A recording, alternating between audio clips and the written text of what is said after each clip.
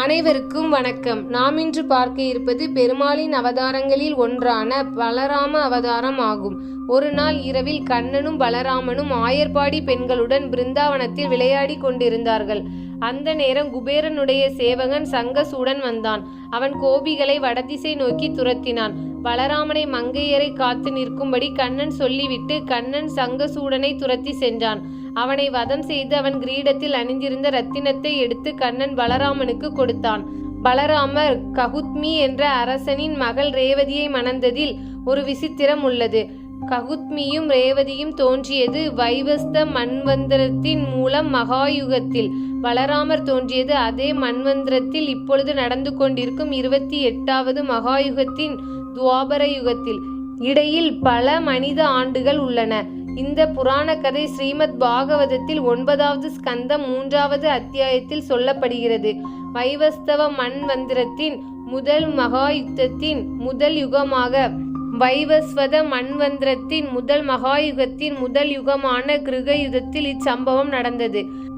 அரசன் ககுத்மி வைவஸ்த மனுவின் பேரனுடைய பேரன்.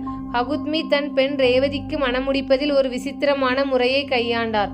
பூவுலகத்தில் உள்ள யார் சொல்லையும் கேட்பதில்லை என்று தீர்மானித்தார். எல்லோரையும் படைத்து எல்லாம் அறிந்த பிரம்மனையே கேட்டு தெளிவடைவது என்று பிரம்மலோகத்திற்கே சென்றான். போகும்போது தன் பெண் ரேவதியையும் அழைத்து சென்றார். கிருதயுகத்தில் மேலுலகத்திற்கும் பூவுலகத்திற்கும் அரசர்கள் இப்படி போய் வருவது சாத்தியமாம்.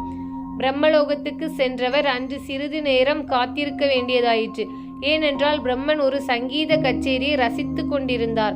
அது முடிந்தவுடன் ககுத்மி பிரம்மாவை சந்தித்து என் மகளுக்கு சரியான மணவாளன் யார் என்ற தன் கேள்வியை கேட்டதும், பிரம்மா, நீர் இங்கு வந்து காத்திருந்த 20 நிமிடங்களில் பூவுலகில் உமக்கு தெரிந்தவையாவரும் அவர்களுடைய சந்ததிகளும் காலமாகிவிட்டன. உங்கள் மனதில் உள்ள யாரும் இப்பொழுது அங்கில்லை. நீர் இங்கு வந்த பிறகு அங்கு 27 மகாயுகங்கள் ஆகி முடிந்து விட்டன. இப்பொழுதுள்ள மகாயுகத்தில் இறைவன் கண்ணன் பலராமன் என்ற 2 சகோதரர்களாக அவதரித்து லீலைகள் புரிந்து கொண்டிருக்கின்றனர். நீர் திரும்பி போய் உங்கள் பெண்ணை பலராமனுக்கு மணமுடியுங்கள் என்றார். ககுத்மியும் அப்படியே செய்தார். பலராமருடைய மனைவியின் பெயர் ரேவதி. ரைவத நாட்டை ஆண்டு வந்த அரசன் ரைவதன் என்பவருடைய மகள் இவள். பிரம்மர் விருப்பப்படி பலராமருக்கு ரேவதியை மணம் செய்து வைத்தான். அவள் வயிற்றில் பிறந்தவள் வத்சலா. வத்சலாவை துரியோதனன் தன் மகன் லட்சுமணனுக்கு திருமணம் செய்துவிட்டால் பலராமனும் அவரது தம்பி கிருஷ்ணரும் தங்கள் பக்கம் சேர்ந்து விடுவார்கள் என்றும், இதனால் பாண்டவர்களை போரில் எளிதில் வென்று ராஜ்யத்தை அவர்களிடம் கொடுக்காமல் தாமே வைத்துக் கொள்ளலாம் என்றும் துரியோதனன் நினைத்தான். திருமணம் பேச தன் மாமா சகுனியை துவாரகைக்கு அனுப்பி வைத்தான் துரியோதனன். சகுனி பலராமனை சந்தித்தான். சாதுரியமாக அவன் விஷயத்தை எடுத்து சொன்னான். பலராமனும் தன் மனைவி ரேவதியை கலந்து பதில் சொல்வதாக சொன்னான். ரேவதி சம்மதம் தந்ததும் பலராமன் தன் தம்பி கிருஷ்ணனை கலந்தான். வத்சலாவை லட்சுமணன் திருமணம் செய்து கொள்வதில் தனக்கும் தன் மனைவி ரேவதிக்கும் மிக திருப்தி என்று பலராமன் கிருஷ்ணரிடம் சொன்னான். முன்பு ஒரு நாள் நம் தங்கை சுபத்ரா தேவி தன் புதல்வன் அபிமன்யுவை அழைத்து கொண்டு வந்திருந்தாள். அபிமன்யுவும் வத்சலாவும் சதிபதிகளாக விளையாடி கொண்டு இருந்தார்கள். அண்ணா, அருமை தங்காய் சுபத்திரை, இந்த 2 பேரும் தம்பதிகளே. இதில் என்ன சந்தேகம்? மேலும் வத்சலாவை அபிமன்யுக்கு கொடுப்பதில் நாம் ஏதாவது குலம் கோத்திரம் விசாரிக்க வேண்டுமா என்ன?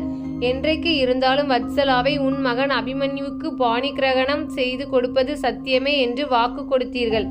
அந்த நேரம் நம்மிடையே நாரத முனிவரும் எழுந்தருளி இருந்தார். அப்போது அவர் பலராம சக்கரவர்த்தியே, நீர் இப்போது வாக்கு கொடுத்தது நிறைவேற்றுவதுதான் சத்தியம் செய்வதற்கு அழகு என்றார். நீ உடனே நான் ஒரு நாளும் வாக்கு மாறமாட்டேன் என்று கூறிவிட்டு இப்போது உன் சத்திய வாக்கை காற்றில் பறக்க விடலாமா என கிருஷ்ணர் வினாவினார். அதை கேட்ட பலராமன், கேசவா, நான் சொல்லும் வேளையில் பாண்டவர்கள் இந்திரபிரஸ்தத்தில் பூபதிகளாக இருந்ததால் அவ்வண்ணம் சொன்னேன். இப்போது அவர்கள் தங்கள் ராஜ்யம் சொத்து சுகம் இழந்து வனவாசத்தில் அல்லவா இருக்கிறார்கள். நமது சகோதரி மகன் அபிமன்யுவோ நம் சிற்றப்பா விதுரர் போஜனையில் வளர்ந்து வருகிறான். இந்த நிலையில் நம் மகள் வத்சலாவை அவனுக்கு கொடுக்க யார் சம்மதிப்பார்கள் என்றான்.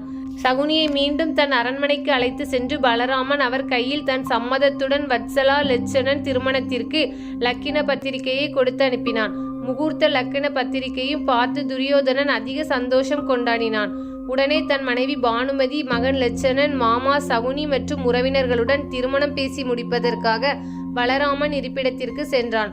செல்லும் வழியில் கிருஷ்ணரின் தங்கை சுபத்திரைக்கு இந்த விஷயத்தை ஒரு மடலில் எழுதி அனுப்பிவிட்டான்.